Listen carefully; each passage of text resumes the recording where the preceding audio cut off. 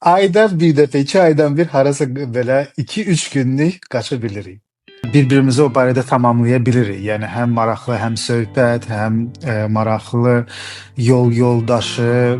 Yəni bu çətin bir məsələdir də. Həm də səni başa düşən həyat yoldaşın təbii ki. Həmişə sevginin nəticəsi sağlam gələcək olmalıdır. Bizim populyasiyamız çox kiçik bir populyasiyadır və burada rast gəlinən gen xəstəliklərin tezliyi həddindən artıq çoxdur. Modifikasiya olunmuş qida və yaxud da ki, geni dəyişdirilmiş qidalar bizim orqanizmimizə heç bir əks bir təsiri yoxdur. Yəni genetikada təsadüf insanlar olmur. Mən inanıram ki, insan dünyaya gəldiyi zaman öz DNT-sini qorumaq və onu sağlam olaraq nəslə ötürmək üçün yaranır. Amma mən daha çox reinkarnasiyaya çox inanıram. Daha doğrusu buna çox inanmaq istəyirəm ki, belə bir şey var. Ölümdən sonra boşluğun olmasına inanmaq istəmirəm. Və mən həyat yoldaşıma da deyirəm həmişə, biz bu həyatdan köçüb getdiyimiz zaman digər bir həyatda mən səni axtaracağam.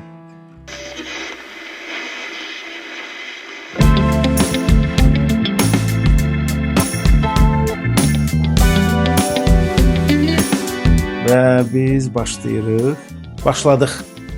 Harada olmasından asılı olmayaraq Azərbaycanca danışan hər kəsə salamlar. Podcast 13-cü epizodu ilə yayımdadır. Mənim bugünkü epizodda həmsöhbətim genetik fəlsəfə doktoru Zakir Bayramovdur. Salamlar Zakir, hər vaxtın xeyir olsun. Hər vaxtın xeyir. Bizdə axşamdır, sizdə isə desən səhərdir. Bizdə səhər, gün yeni başlayır. Mən təşəkkürlər. Mən adətən həftə sonlarına çəkilişlər edirəm. Yəni bu podkastı xüsusilə də Azərbaycanla bağlantı eləyəndə bizim saat fərqimiz olduğu üçün bu çox zaman sizdə axşam saatlarında olur, bizdə isə səhər saatlarında. Gün yeni başlayıb və mən çox şadam ki, biz bugün səninlə söhbət edirik. Elə çəkilişə başlamazdan əvvəl Sevdanı da salamladım. Sevdanı da görmək çox xoş oldu mənə bu səhər. Uşaqlar necədir? Həyat necədir Azərbaycanda? Çox yaxşı, çox maraqlı. Yəni təbii ki, uşaqlarla həyat daha rəngarəng olur, daha müxtəlif olur. Bir çox şeyləri dəyişdirirsən həyatında, artıq onlara uyğun eləmək istəyirsən, artıq onlar üçün nə isə qurursan, özün üçün daha az vaxt sərf edə bilirsən, uşaqlar üçün daha çoxdur. Amma biz hərdən vaxt tapırıq. Məsələn, bugün də biz təkik, çünki gecə uçuruq biz, Romaya uçacağıq. Ona görə ayda elə mən onu soruşacaqdım. Aydan bir dəfə, 2 aydan bir harasa belə 2-3 günlük qaça bilirik. Mən ümumiyyətlə sosial mediadan tez-tez görürəm ki, siz Sevda ilə bərabər çox səyahət edirsiniz və bir çox ölkələrdə olmusunuz. Mən bəlkə sualı belə verim. Hansı ölkələrdə hələ olmamısınız? Hara gedib çıxmamısınız hələ? Olmadığımız ölkələrin siyahısında Yaponiya var. Hər ikimiz də olmamışıq. Avstraliya, Yeni Zelandiya, Cənubi Amerikadır. Yəni bunlarda olmaq istəyirik. Bunu bir ilə sıxışdırmayacağıq. Sadəcə bu bir il ərzində bəlkə birinə, ikisinə və beləsinə.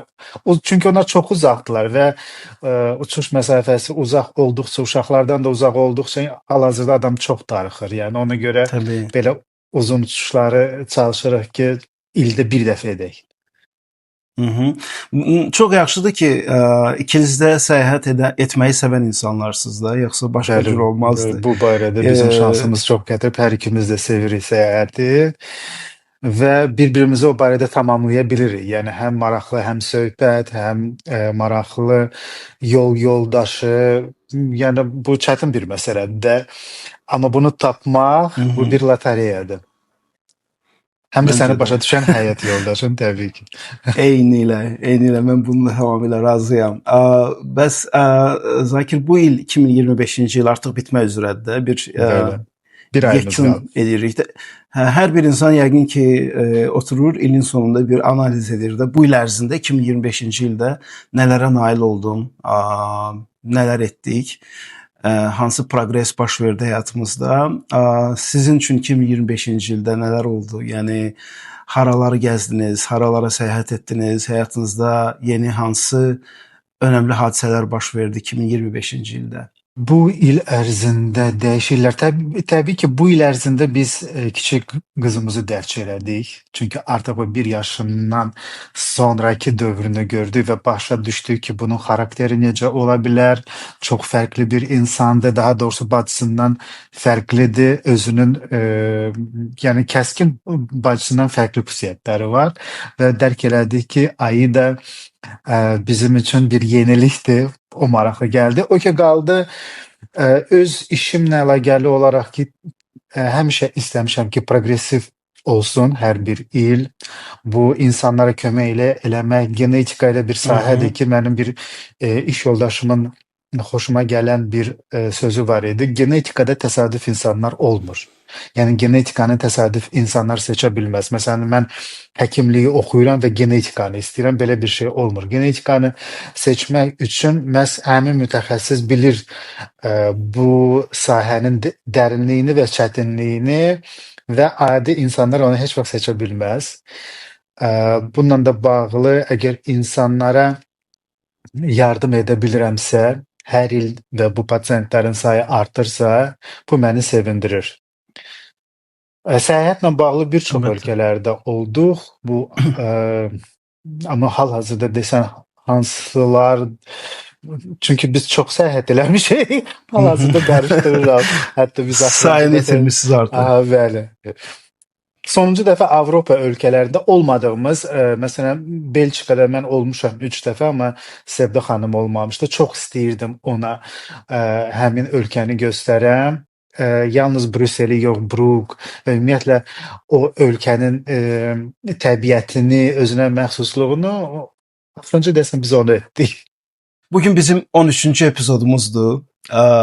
13 epizod artıq var ki, podcast yayımlanır. 13 rəqəmi səni qorxutmur ümumiyyətlə? 13 rəqəmi ilə bağlı fikirlərin nədir? 13 rəqəmi ilə bağlı fikirlərim əslində müsbətdir. Hətta belə də özümü dərk eləyəndən və başa düşdükdə ki, bu rəqəm bir çox insanları qorxuda bilir. Mən həmişə bu rəqəmə daha marağım böyük olub. Məsələn, təyyarədə yer seçimi olsun və yaxud da ki, bu bilet nömrəsi 13 olsun, nəysə həmişə bunlar məni cəlb eləyib. Həmişə də uğurlu olub. Yəni başa düşmüşəm ki, yəni bunun belə bir mahiyyəti ən azı mənə görə olmayıb. Ona görə məni heç vaxt qorxutmayıb.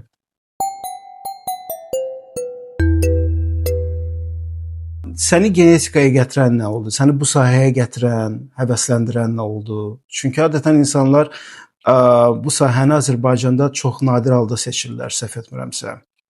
Bəli, nadir halda seçirlər və hal-hazırda da nəzər salsaq, heç Azərbaycanda məncə heç 10 genetik yoxdur. Yəni 15 varsa bu böyük bir nəticədir, amma yoxdur. Yəni 10 nəfəri saya bilmirəm. Bu əslində yaxşı deyil. Genetiklər nə qədər çox olsa, həm populyasiyanın, həm də milliyyətin sağlamlığı keşiyində duran bir mütəxəssislərdir də. Çünki hər bir şeyin sağlamlığı genlərlə bağlıdır və hər bir şeyi də onlar idarə edir. Universitet vaxtında bilmirdim dəqiq mən genetik olacam yoxsa yox.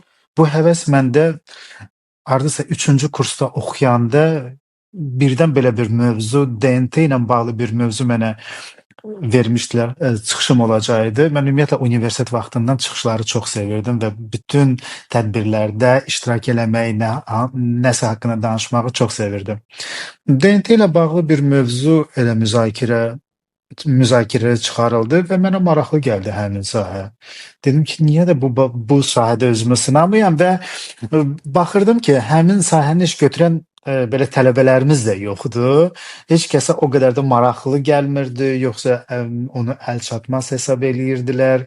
Və belə bir maraq yarandı ki, niyə də özümü genetikada sınamayım? Yəni, belə mənə maraqlı gəldi və başladım dərindən öyrənməyə.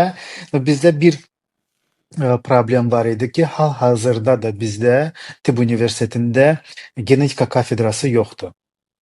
Və bunun olmamağı ciddi bir problemdir. Nə barədə? Həkimlər bu barədə biraz məlumatsızdılar.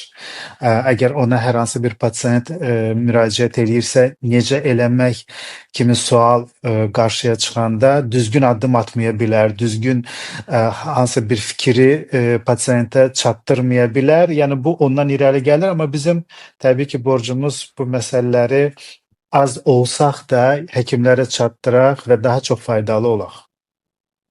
Ümumiyyətlə bəs dünyanın digər ölkələrində və qonşu ölkələrdə onların tibb ocaqlarında, belə deyək də, tibb universitetlərində varmı genetika fakültəsi, kafedrası? Təbii ki, hər bir adicə Gürcüstanın belə tibbi genetika kafedrası var və bu yaxınlarda da biz onlarla əməkdaşlığa da başladıq. Mən özüm məsələn burada genetika olmadığı üçün üst tutmuşdum Moskvaya bunun üçün.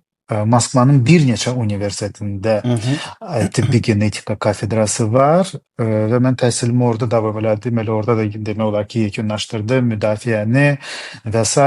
Demək olar ki, əksər inkişaf etmiş ölkələr və inkişaf etməkdə olan ölkələrin tibbi genetika kafedraları mövcuddur.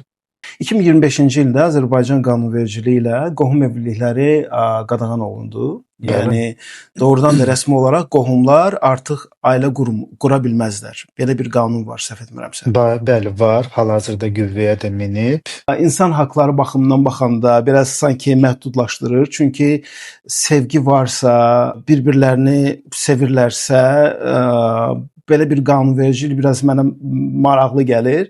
Amma ki, sırf genetikanı, genofondu qorumaq üçün, sağlam nəsillərin gələcəkdə olmasını təmin etmək üçün bəlkə də bu Azərbaycan Respublikasında qaçılmaz bir addım idi. Çünki mənim də eşitdiyim qədərilə qohum evlilikləri baş alıb gedirdi.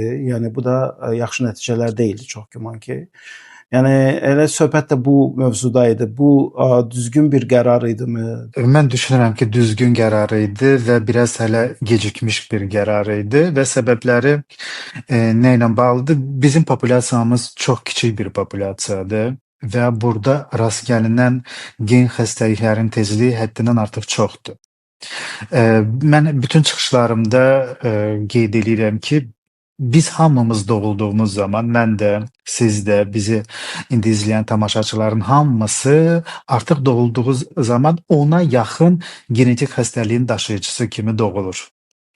Sadəcə mənim səbətimdə hansı gen xəstəliklərin daşıyıcı var və yaxud da ki, sizin səbətinizdə hansılardır, onu heç kəs bilə bilməz və ailə həyatı qurduğumuz zaman səbətimizdən nə çıxardacağıq, hər şey ondan asılıdır və səbətdə eyni bir xəstəliklərin daşıyıcılığı çıxırsa, təbii ki, bu artıq ciddi bir siqnaldır. Doğulacaq övladın ciddi bir genetik qüsurlu və yaxud da ki, xəstə olmasından xəbər verir. Qohum evliliklərində isə bu gen xəstəliklərin rast gəlmə tezliyi dəfələrlə artdığı üçün və bizim populyasiyanın kiçiliyini götürsək, təbii ki, həmin qohum evlilikləri arasında da ki, bu xəstəliklərin yayılma tezliyi çox sürətlə yayılır. Çünki biz elə mən işlədiyim 16 il ərzində o qədər nadir ədəbiyyatda qeyd olunan nadir, dünya üzrə 3-dür, 5-dir və bu cürə genetik xəstəliklər, amma biz Azərbaycanda onları aşkar eləyirik. Yəni bunların da hamısının səbəbi məhz qohum evliliklərdir və bizdə belə bir anlayış var. Qohum evliliyini yalnız əmi uşaqları, bibi uşaqları, dayı uşaqları hesab eləyirlər. Məsələn, deyəndə ki, siz qohumsuz, uzaq yaxın deyir. Yox, biz çox uzaq qohumuq. Nənələrimiz əmi qızlarıdır və yaxud da ki, dayı qızlarıdır. Onu qohum olaraq qəbul etmirlər və hesab eləmirlər. Amma əslində o belə, yəni çox yaxın qohum deməkdir. Yəni bizdə nədənsə onlara deyirlər ki, yox, biz qohum deyilik. Yəni bunun fəsadları bundan irəli gəlir. Ona görə mən tərəfdarı deyiləm. O ki qaldı sevgiyə, həmişə sevginin nəticəsi sağlam gələcək olmalıdır. Yəni biz insanların əgər sağlam bir nəsil yetişdirməkdirsə, biz onu da düşünməliyik. Yəni bu sevgi, bu enerji bizə nə verəcək? Sağlam gələcək verəcək, yoxsa bu enerji bizi dağıdacaq, məhv edəcək? Ta qədimdən insanlar nəsil söhbətlərinə çox önəm veriblər də.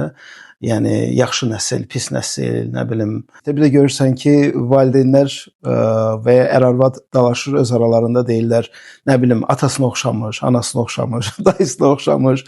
Bu söhbətlər həmişə var və insanlar həmişə hesab edirlər ki, onların öz genləri daha yaxşıdır, təmiz gendir. Ümumiyyətlə varmı belə bir söhbət? Təmiz gen, yəni təmiz olmayan, xəstə gen? Yoxsa bütün genlərdə hər şey mümkündür? Yox, ümumiyyətlə bütün genlər 3 formada mövcud olurlar. Bunlar belə elmi dildə desək normal homozigot, yəni normal gen, hansı ki dəyişikliyə uğramır. Patoloji homozigot, artıq mutant geni biz adlandırırıq və heterozigot gen, yəni bu dəyişikliyə uğramış sadəcə daşıyıcı gen.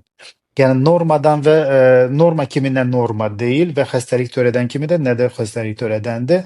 Sadəcə meyillilik ola bilər. Yəni bu 3 səviyyədə olurlar bu genlərin və hər bir gen əslində insan orqanizmi üçün vacibdir. Niyə? Elə genlər var ki, təbii ki, onların normal olmağı çox vacibdir. Bir çox xəstəliklərin kiçik şəkildə də biruzə verməsi bu genlərdə dəyişiklik baş verirsə ciddi bir fəsad yaradır.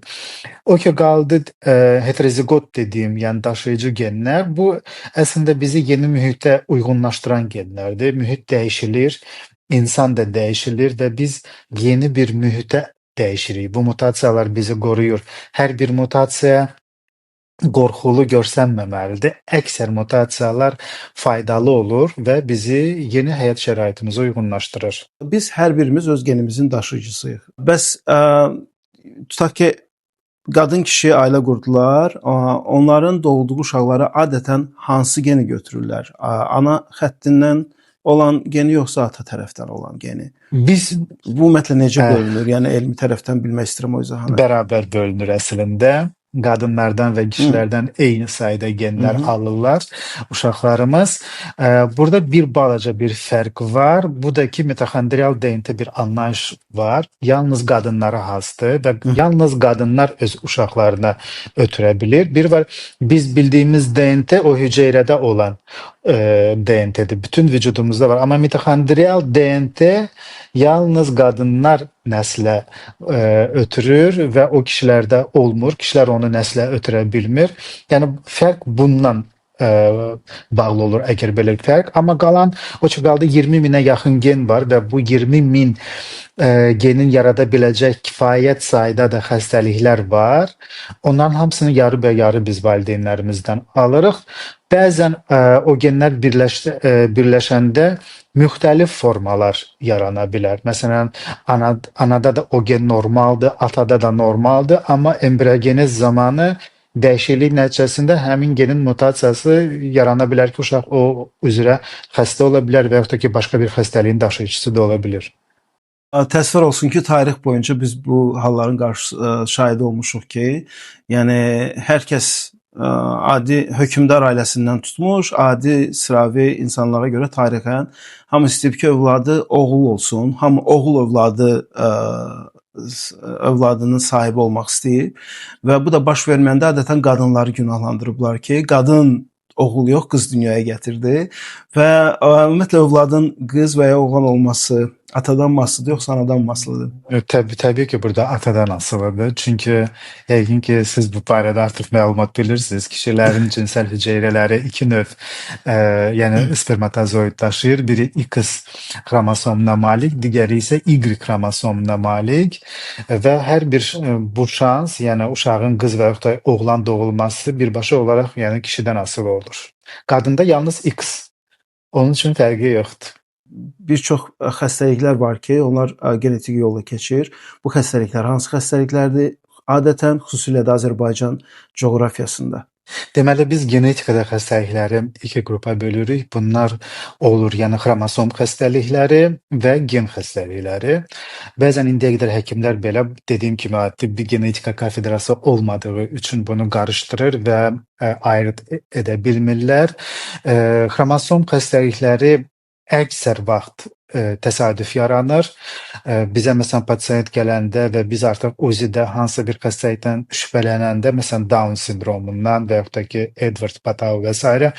pasiyentin ilk dediyi söz olur ki, bizim nəsildə belə bir patologiya yoxdur. Bu necə ola bilər? Bu ona görə ola bilər ki, xromosom patologiyalarının əksəriyyəti öz-özünə yaranmış bir mutasiyalardır. Bunun üçün vacib deyil ki, valideynlərin hər hansısa birində xromosomlarında dəyişiklik olsun. Amma 5-7% əhalidə bu dünya xalqlarında statistik göstəricidir. Xromosomlarında dəyişikliklər ola bilir ki, bunlar hər hansı bir xəstəliyə gətirib çıxardır və bu yaxınlarda bir biologiya müəllimin biri belə bizə bir iradə oldu.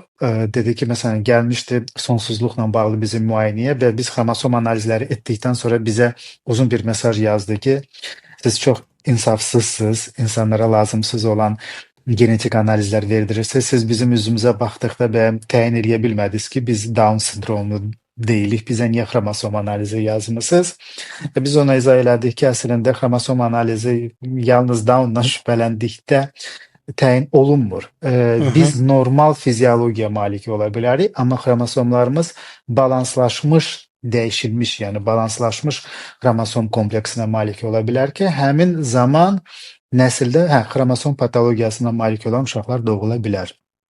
Yəni üzdən onlar çox sağlam görsənir, amma maylanma zamanı balanslaşmış xromosomlar bəzən bir-birlərini tanıya bilmirlər və xromosom xəstəlikləri yarana bilər. Xromosomlarımızın sayı 46-dır və onlara uyğun olaraq xromosom xəstəliklərinin sayı o qədər də çox olmur. Digər hissədə isə genlərlə bağlıdır, hansı ki, həmişə gizlidir və onların yoxlanılması kifayət qədər bir maliyyəyə bağlıdır. Çünki onların sayı 20 mindir və elə bir hal-hazırda da analiz yoxdur ki, məsələn, mən analiz verim və yoxlayım ki, bütün genetik xəstəliklərdən məndə nə isə var, hansı üzrə daşıyacağım. Bu yalnız DNT-nin müəyyən hissəsini araşdırıb müəyyən edə bilərik ki, ən çox rast gəlinən xəstəliklər üzrə sizi skrin elədik və s. Çünki bu çox böyük bir maliyyə bağlı bir şeydir, 20 min geni yoxlamaq. Hal-hazırda o ki, qaldı Azərbaycanda yayılmış ən çox genetik xəstəliklər. Mən xromosomları demirəm. Burada bayaqlarda qeyd elədim ki, bu Down'dur. Hər demək olar ki, 600-700 uşaqdan biri Down sindromu ilə doğulur.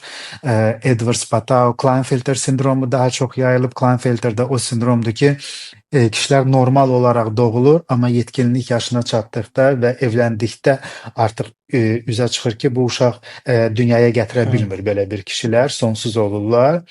Və biz spermoqram analizində azospermiyaya rast gəldiyimiz zaman, yəni spermoqramada spermatozoid aşkar etmirik. Belə bir pasiyenti ilk növbədə genetik müayinəyə göndəririk ki, yəni bunu ümumiyyətlə bir çarəsi varmı? Məsələn, var TESA əməliyyatı, xayalıqdan spermanın axtarılması, süni mayalanma və s. Yəni bu pasiyentlərdə o ehtimal var, yəni nə isə tapıla bilər. Əgər məsələn biz artıq aşkar ediriksə, Klinefelter sindromudur. Bu artıq bizə xəbər verir ki, belə bir pasiyentlər ümumiyyətlə sonsuzdur və heç cürə bunlara kömək etmək mümkün deyil. Gen xəstəliklər də ayrı bir mövzudur. Burada xəstəliklərin sayı bəli 20 mindən artıqdır. Bilmirəm nə dərəcədə bu maraqlı olacaq, amma ən əsasına toxunum. Gen xəstəliklərin içərisində hal-hazırda ən çox SMA xəstəliyi Azərbaycanda daha çox son vaxtlar bu çox məşhur oldu. Burada onun iki forması var, birinci və ikinci. SMA xəstəliyi elə bir xəstəlikdir ki, hal-hazırda Azərbaycan populyasiyasında hər 35 nəfərdən biri bu xəstəliyin daşıyıcısıdır.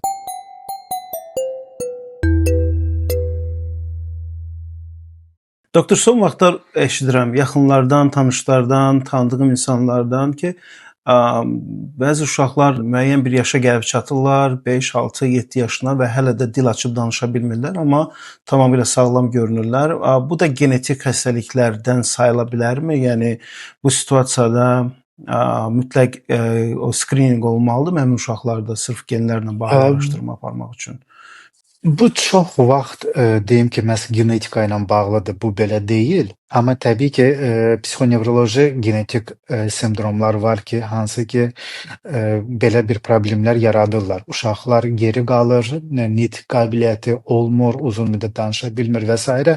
Amma bunlar ən çox məhz genetik yox, məncə qazanılandır. Yəni baxır, uşağın diqqəti nədir, Aha. ümumiyyətlə ailədə hansı diqqətdədir, ən çox nəyə çox meyllidir, nəyə çox, məsələn, bilirsiniz də, hal-hazırdakı bəlkə də çox əhali bundan məlumatsızdır, amma pediatrlar da hal-hazırda deyirlər ki, ümumiyyətlə yeni doğulmuş uşaqlar 4 yaşına qədər ümumiyyətlə televiziyadan uzaq tutulmalıdır.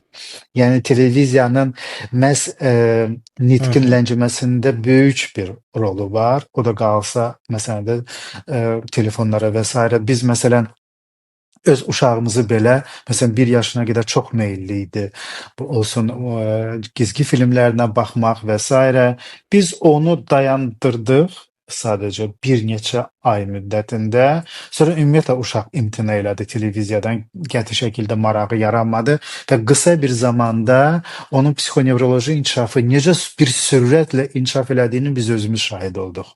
Yəni o bizim üçün bir yenilik oldu ki, yəni uşaqda bunu qadağa etdikdən sonra bu dərəcədə böyük bir sıçrayış baş verir də. Yəni ayı da 1 yaşına qədər ümumiyyətlə danışmırdı və ən çox məsələn televiziyanı sevirdi, nə isə oyuncaqlarla oynamırdı və s.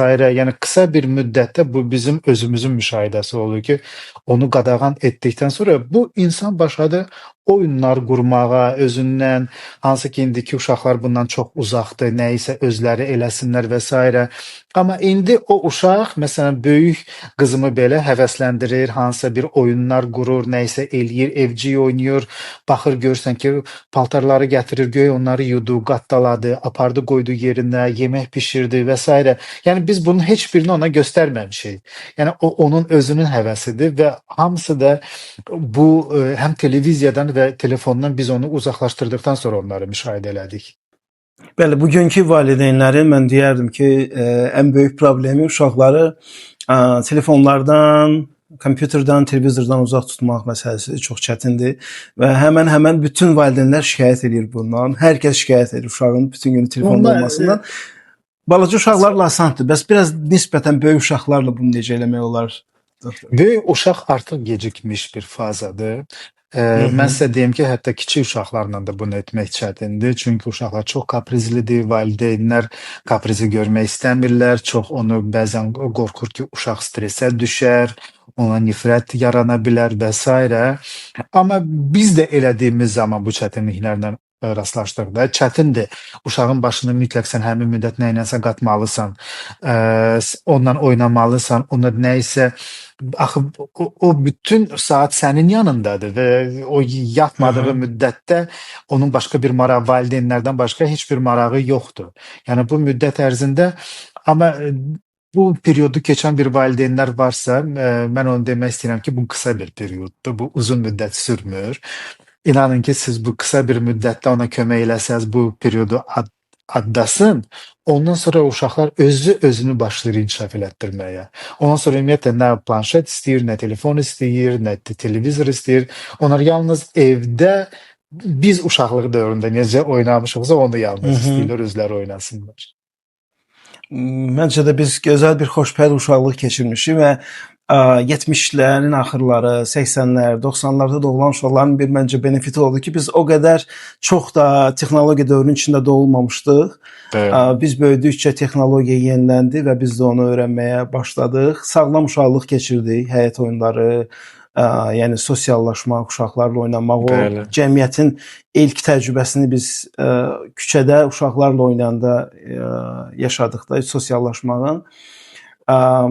Biraz çətin olacaq təbii ki, bu dövrdən sonra texnologiya inkişaf elədikcə istər-istəməz uşaqlar da onun içindədir. Bir də yeni doğulanlar sanki bizdən daha rahat qavrayırlar texnologiyanı. Valideynlərin ən böyük şikayəti o olur ki, uşaqlar çox yüklənir, bu çox fərqlidir və s. Amma mən fikir verirəm ki, məsələn, mən 7-ci, 8-ci sinifin riyaziyyatını indi vərəqlədikdə görürəm ki, mən başa düşmədiyim bir çox məqamlarla rastlaşıram. Baxmayaraq ki, riyaziyyatı çox yaxşı bilmişəm və fizikanı. Deyirəm ki, yəni bunu uşaq necə başa düşür də? Yəni burada ümumiyyətlə nə demək istəyirlər? Amma indiki dövrün uşaqları o informasiyanı çox asanlıqla Səxavət bəy yəni qavrayırlar. Yəni onların qavrama səviyyəsi bizdən çox fərqlidir. Baxmayaraq ki, bizim dövrdə biz hər şeyi özümüz edirdik, hər şeyi, nə bilim, hər şey başqa cür idi, elm də başqa cür idi, amma məncə valideynlər ondan qorxmamalıdır ki, indi hər şey dəyişilib. Hər şey dəyişilib, amma uşaqlar da dəyişilib.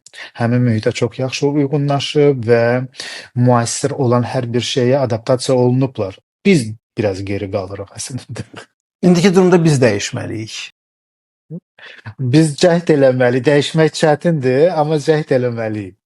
Mən adətən eyni yaşda olan və biraz məndən yaşca böyük olan dostlarıma deyirəm ki, başqa bir seçimimiz yoxdur. Yəni bəli, texnologiya inkişaf eləyir, sürətlə yenilənir və biz bunun əksinə heç nə edə bilmərik. Ya gedib bir cəngəllikdə, bir dağda insanlardan, cəmiyyətdən uzaq yaşamalıyıq, hansı ki bu da mümkün deyil.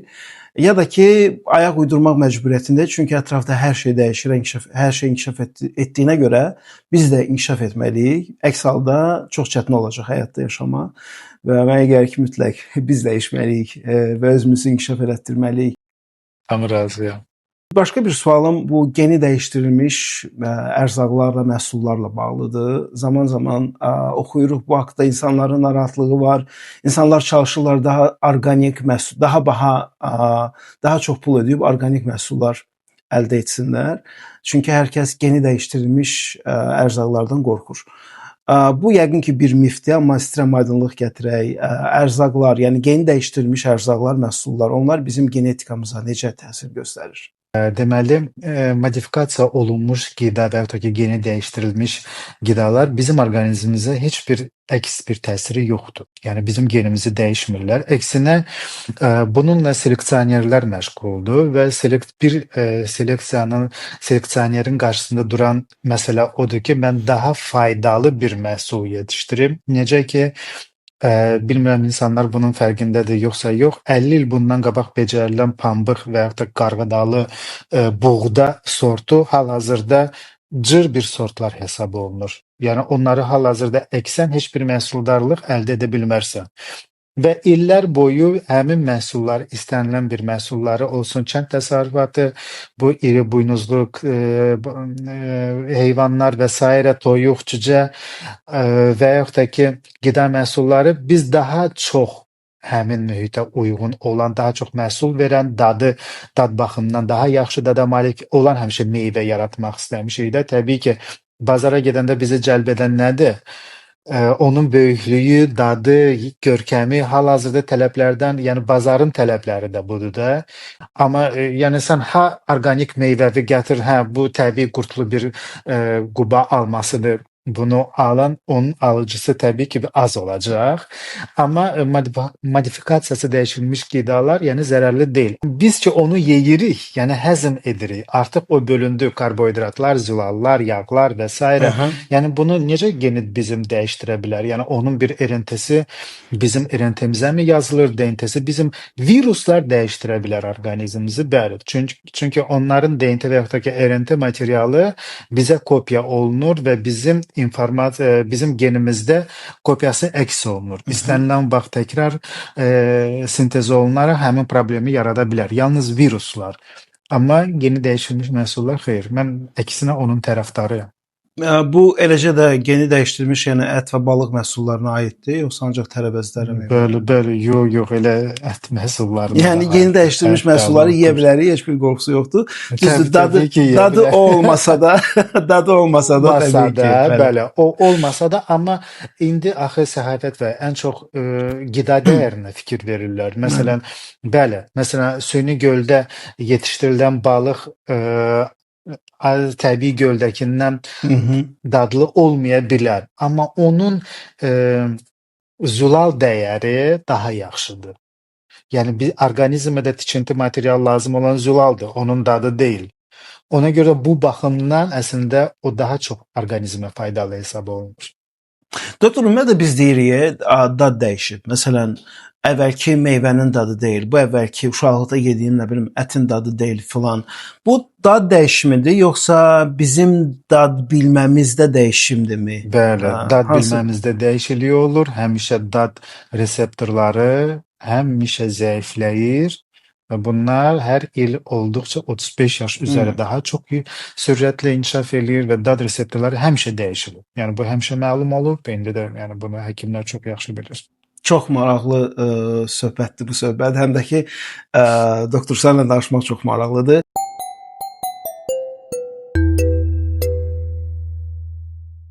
Bir məsələni də danışmaq istəyirəm. Ana bətnində olarkən bir çox xəstəliklərin, yəni körpə ana bətnində olarkən gələcəkdəki bir çox xəstəliklərin qarşısını bu gün almaq olurmu? Xüsusilə də genetik bəzi məsələlər. Olur. Yok, qarşısını almaq yox, bilə bilərik. Çünki genetik xəstəliklər artıq varsa, ana bətnində bir körpə hər hansı bir genetik xəstəlikdən əziyyət çəkirsə, onu sadəcə erkən həftələrdə biz diaqnozunu qoya bilirik. Və əgər o uşaq üçün daha çox zərərlidirsə, döl üçün daha doğrusu, çünki bu həftələrdən söhbət gedir də, biz erkən diaqnostikanı artıq 9-cu həftədən də edə bilirik. Döl mərhələsində. Bəzən pasiyent gəlir, məsələn, deyir ki, mən uşağımı itirmişəm. Artıq, məsələn, mən o suallara öyrəşdiyim üçün pasiyentə o dəqiqə deyirəm, siz uşağı itirmisiniz, yoxsa döl itirmisiniz? Artıq pasiyent başqa cürə düşünməyə başlayır. Deyirəm ki, sizdə 8-ci həftədə inkişafdan qalmış hamiləliyiniz olub. Burada uşaqdan söhbət getmir. Burada döldən söhbət gedir. Yəni bu situasiyada daha rahat olmalısınız ki, demək ki, hər hansı bir problem olub ki, döl inkişafdan qalıb. Çünki genetik biz araşdırdığımız abort materialları ümumiyyətlə dünya statistikasında 90%-dən artığında genetik bir patologiya aşkar olunur. İstəyir xromosom xəstəlikləri və yaxud da ki, gen xəstəlikləri, yəni abortusda ən çox rast gəlinən bunlar olur. Və ona görə belə bir pasiyentlər gələndə əslində biz onları bu barədə sakitləşdiririk ki, siz uşağı itirməmisiniz. Yəni 2 aylıq hamiləlik, yəni döl mərhələsindən söhbət gedir və burada əksər vaxtı da patologiya olur. Ona görə hal-hazırda növbəti hamiləliyi planlaşdırmadan qabaq bu sizlərlə bağlıdır yoxsa yox, siz onu araşdıra bilərsiniz. Və yaxud da ki, individual belə bir test yoxdur. Mən verim hər şeyi yoxluyum hamiləlik dövründə. Bayaqlarda bunu qeyd eləmişdim. Amma 8-ci, 9-cu həftədən etibarən no-invaziv prenatal testlər var. NIP testi biz adlandırırıq da onları. Həmin testi verərək ən çox rast gəlinən gen xəstəlikləri olub-olmadığı barədə məlumat almaq olar. Bir də yeni doğulan uşaqlarda da screeninglər aparılır, səhv etmirəmsə, hə? Bəli, screeninglər aparılır. Bu da çox vacib bir screeningdir. Bu metabolitik xəstəliklərdir, daban testi və mən istərdim ki, yəni bu mənim arzumdur ki, Azərbaycanda bütün yeni doğulan uşaqlardan bu daban testləri istənilsin. Bunun adı niyə daban testidir, doktor? Yəni cahilliyimə görə üzr istəyirəm, amma maraqlıdır. Daban testi niyə adlanır bu? Daban testi ona görə adlanır ki, bunu dabanı iynə ilə deşərək biz onu əldə edirik. Körpənin barmağını deşmək belə daha çox travmatik olduğu üçün barmaqdan yox, başqa yerdən yox. Bunu ya dabandan edirlər və hətta başdan da edə bilirlər. Başın dəri hissəsindən. Amma daban daha rahatdır. Orada sahə böyükdür və deşik olaraq, yəni qan nümunəsi almaq asandır. Ona görə daban testi adlanır. Oradan qanı alırıq. Yəni quru bir kağıza həmin batırılır qan və laboratoriyaya göndərilir. Burada da metabolitik xəstəliklərin qarşısını almaq olur. Hansı ki, bayaqlar biz qeyd elədik ki, məsələn, zadержка речи, nitqin ləngiməsi kimi problemlər, sonra demək olar ki, epileptik xəstəliklər, gen xəstəlikləri hansı ki, metabolizmlə əlaqəlidir. Əksəriyyəti, məsələn, Azərbaycanda daha çox yayılan, ümumiyyətlə dünya üzrə fenilketonuriya. Belə uşaqların, məsələn, doğulur, valideynlər heç başa düşmürlər, çünki heç bir simptomu olmur bu uşaqların. Amma biz bunun müalicə vaxtını gecikdirsək, məsələn 6 aydan sonra bilsək və s. o uşağa biz kömək eləyə bilmirik. Əqli geriliyi yaranır, nitq problemi yaradır, hətta şikəstliyə qədər gətirib çıxardır. Amma vaxtında bilsək, doğulan kimi bunlar daha doğrusu daban testi verib yoxlasalar və bilsək ki, bunlarda belə bir metabolitik xəstəliklər var, onların xüsusi bir diyetası olur. Hansı ki, o diyeta vasitəsilə ömrü boyu diyeta saxlayır, amma tam olaraq sağlam insanlar olurlar. Bu da yəqin sizə çox soruşulur bu sualda. Bizim qismətimiz, taleyimiz, gələcəyimiz genlərimizdə yazılıbmı? Və bir də son vaxtlar belə bir şey eşidirəm ki, genetik travmalar.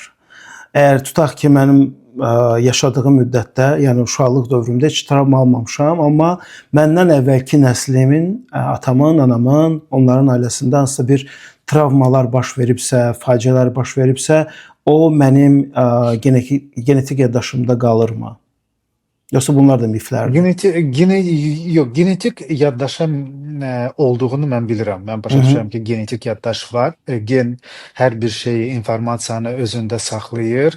Sadəcə mən düşünürəm ki, bax necə ki, məsələn, psixologiyada belə bir anlayış vardır. Biz heç vaxt xarakteri dəyişdirə bilmərik. İnsan hansı xarakterdədirsə, ömrü boyda həmin xarakterdə qalır. Sadəcə поведение, onun həyat tərzini dəyişdirə, bəli, rəftarı dəyişilə bilər, amma xarakter olaraq yerində qalır. O ki, qaldı genlərdə, məsələn, gen siz dediniz, stresi və yaxud da ki, təsirləri, bunlar var, amma insan özünü yetişdirir. Yəni biz bəzi genlərin əksəriyyəti yatmış vəziyyətdədir, Səxavət bəy. Və onları aktivləşdirmək və yaxud da ki, yerində qalıb sönmüş vəziyyətdə düşməsi də bizim həyat tərzimizdən asılıdır. Biz elə bir genləri aktivləşdirə bilərik ki, o bizi sosial olaraq çox pis bir insan yetişdirə bilər. Və yaxud da ki, çalışsaq öz üzərimizdə elə bir genlərimizi aktivləşdirə bilərik ki, yəni biz dahi də yarada bilərik. Və düşünürsən ki, xarakter genlə keçir. Yəni tutaq ki, mənim xarakterim çox pisdirsə, insanlarla yola getmirəmsə, çox qəddaramsa, bu genlərlə mi gəlir yoxsa sonradan mı dəyişilir? Yox, xarakter məncə xarakter formalaşır. Artıq uşaq məsələn doğuldu, bu 5 yaşında, 10 yaşında formalaşmır. Artıq uşaq məsələn doğulubsa, bəlkə siz də bunu müşahidə eləmisiniz də, artıq bilirsiniz ki, 1 yaşından bunun bu xarakteri var və ömrü boyu da dəyişilməz olaraq qalır. Yəni o xarakter həmişə onda olur. Yox, xarakter məhz fərddə özündə doğulduğu zaman artıq formalaşır. Məncə o valideynlərdən xarakterin müəyyən bir xüsusiyyətlərini ala bilər. Amma belə tam olaraq yox. Bunu demək olarmı ki, hər bir insan genetik olaraq unikaldır? Ayrı-ayrı. Unikaldır təbii ki. Belə bir unikal olmasaydı, onda bəşəriyyət cəmiyyəti tez məhv olardı. Və düşünürəm ki, unikallığımız bizi qoruyur. Ta qədimdən bu günə sanki insanın bir missiyası var. İnsan nəslini artırmaq və onun məhv olmasının qarşısını almaq. Hətta bunun üçün görürəm ki, bugün nə bilim Mars proqramı düşünülür. İnsanlıq üçün başqa planetlər, başqa yaşayış planetləri axtarılıb tapılır. Yəni elm bunun üzərində çalışır ki, yəni sabah birisi gün insan nəslinin məhv olması ilə üz-üzə gələndə hansısa bir faciələrlə, onda heç olmasa insan nəslini xilas eləmək olsun. Sanki bizim genlərimizdə həm də geni saxlayıb gələcək nəsillərə ötürmək, gələcək nəsilləri qorumaq məsələsi var, şüuraltı. Bu heyvanlarda da belədir, heyvanlar da çoxalır, insanlarda xüsusilə biraz biz şüurlu varlıqlar olduğumuz üçün belədir. Və bu da olanda onda belə bir sual yaranır məndə. Xüsusilə də genetika bu sualı verməyim məncə maraqlıdır, cavablar mənim üçün maraqlıdır. Biz nəyin içindəyik? Həyatda yaşayırıq, hamımız doğulmuşuq bu həyata, yaşayırıq, müəyyən nailiyyətlər əldə edirik, çoxalırıq və ölürük. Buna fəlsəfi baxımından başqa cür cavab vermək olar, elm baxımından başqa cür cavab vermək olar. Amma belə bir həkimin, bir genetikin cavabı nədir? Biz nə üçün bu dünyaya gəlirik, nə üçün yaşayırıq və gedirik? Yəni, hədəf nədir? Nəyə inanırsınız? Mən inanıram ki, insan dünyaya gəldiyi zaman öz DNT-sini qorumaq və onu sağlam olaraq nəslə ötürmək üçün yaranır. Yəni bizim əsas funksiyamız, yəni sağlam geni bizə necə ki sağlam ötürüblər, onu daha da çox məsələn də yaxşılaşdırmaq deyim, inkişaf elətdirmək deyim, həmin geni digər bir nəslə ötürmək. Yəni informasiya, genetik bir informasiyanı ötürmək. Bütün ümumiyyətlə canlılarda bu belədir. Ağaclardan tutmuş heyvanlar, bakteriyalar, virusların hamısının bir məqsədi var. Öz DNT və yaxud da ki, RNT materialını sağlam nəslə ötürmək və onu qorumaq. Biz qoruyuruq onu. Nə dərəcədə qoruyuruq? Təbii ki, bu artıq hər bir insanlarda başqa bir sualdır, amma əsas missiya da budur. Mən adətən bir şey qeyd edeyim, adətən din mövzusunda danışmamağa çalışıram. Çünki xüsusilə bizim coğrafiyada insanlar səni yanlış qəbul eləyə bilirlər. Müəyyən bir neçə mövzu var ki, o mövzulardan biri də din mövzusudur ki, insanlar səni anlamayacaqlar və ya yanlış anlayacaqlar. Düşünürəm ki, insan düşüncəsində azaddır. Yəni heç kəs bizi məcbur eləyə bilməz ki, başqa cür düşün. Mən gördüklərim, yaşadıklarım, oxuduqlarıma uyğun düşünürəm və uzun illərdə əslində bunun axtarışındaydım. Mən nəyə inanıram? Yəni o inancı hiss etmək istirdim və heç vaxt ateist olmamışam və son günlərdə bu yaxınlarda bir nəfər komment yazmışdı videomun altında ki, mənim başqa bir qonağım biraz öz inanclarından, dindən falan danışırdı və bir nəfər oraya yazdı ki, siz ateist, görürsən bu danışan bilmir ki, aparıcı ateistdir. Mən də yazdım ki, yəni aparıcının ateist olduğu aparıcının özünə belə maraqlıdır. Aparıcı bunu bilmirdi. Ateist deyiləm. Dinlərlə bağlı da düşüncəm çox sərbəstdir. Bütün dinləri qəbul edirəm. Düşünürəm ki, bütün dinlərdə bir həqiqət faktoru var. Ateistlərin də düşüncəsini qəbul edirəm. Bu onun düşüncəsi, bu onun inancıdır. Amma bütünlükdə mən özümdə necə rahatlıq tapmışam, bir yaradıcı qüvvənin olduğuna inanıram. Buna ateistlər fizika deyə bilər, kimya deyə bilər, dində buna Allah deyirlər. Yəni mən elə bir yaradıcı qüvvənin olduğuna inanıram və inanclı bir insanam. O baxımdan podkastımın sonunda bunu demək istirdim. Çünki keçən həftə o ateistlikdə ittiham olunmaq məni biraz belə düşündürdü bu məsələ haqqında və bunu demək istədim. Amma bir həkimin inancı nədir onu bilmək istərdim, amma bu barədə danışmaq istəməsən də bunu anlayıram yəni. Çünki din xüsusi bir mövzudur. Maraqlı bir sualdır. Mən başa düşürəm ki, dünyanı idarə edən bir enerji var. Bu enerji var. Bu enerjini istənilən cürə adlandıra bilərik. Bayaq da siz adlarını çəkdiniz. Amma mən daha çox reinkarnasiyaya çox inanıram. Daha doğrusu buna çox inanmaq istəyirəm ki, belə bir şey var. Eynilə o şeyi mən deyirəm. İnanmaq istəyirəm. Və niyə? Çünki mən istəməzdim ki, məsələn, biz yəni ölümdən sonra boşluğun olmasına inanmaq istəmirəm. Yəni və nədənsə daxili bir belə inamım çox güclüdür ki, biz məsələn ölümdən sonra mütləq şəkildə yenə də qayıdırıq. Hara qayıdırıq bilmirəm, amma yenə də yəni biz qayıdırıq reinkarnasiyada. Və mən həyat yoldaşıma da deyirəm həmişə, biz bu həyatdan köçüb getdiyimiz zaman digər bir həyatda mən səni axtaracağam. Gözəldir. Mən reinkarnasiya ilə bağlı ilk dəfə oxuyanda o qədər xoşuma gəldi. İdeya xoşuma gəldi. Mən inanmaq istəyirəm ki, belədir, çünki o daha məntiqli gəlir.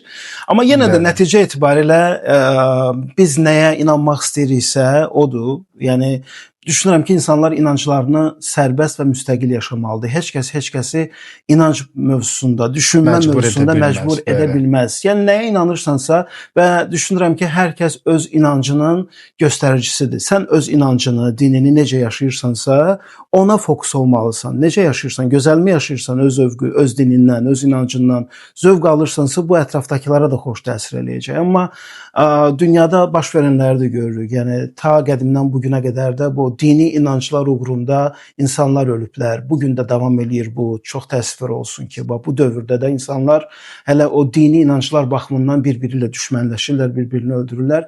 Həyat gözəldir, sadəcə yaşayıb inanmaq istədiyimizə inanaq, özümüzü inkişaf etdirək. Və bugün də mən öz bilgilərimi səninlə söhbətdə biraz artırdım. Təşəkkür edirəm doktor, zövq aldım. Mən təşəkkür edirəm. Podkastların gözəlliyi odur ki, biz hər mövzuda danışa bilirik həm söhbətlərimlə və bu dəfə də biz bu mövzuda söhbət etdik. Təşəkkür edirəm vaxt ayırdığın üçün. Bilirəm ki, həftə sonudur. Təşəkkür edirəm. Harasa gedirsiniz bu yəqin ki, hazırlaşırsınız. Gözəl həftə sonu arzu edirəm sizə. Bir daha salamlar Sevdaya da, bütün yaxınlarına da buradan salam göndərirəm və düşünürəm ki, Bakıya gələndə mütləq görüşəcəyik. Çox xoş oldu və gözləyəcəyik səbirsizliklə. Mən də sizi burada gözləyirəm. Keçən gəlmişdiniz Amerikaya, xatırlayıram. Amma Vaşinqtona gəlmədiniz. Okeanın o tərəfinə gəlmişdi. Bu il bu tərəfinə gəlsək biz mütləq görüşəcəyik. Mütləq. Uğurlar, təşəkkür edirəm. Daha bir podkast yekunlaşdı. Diqqətiniz üçün təşəkkürlər.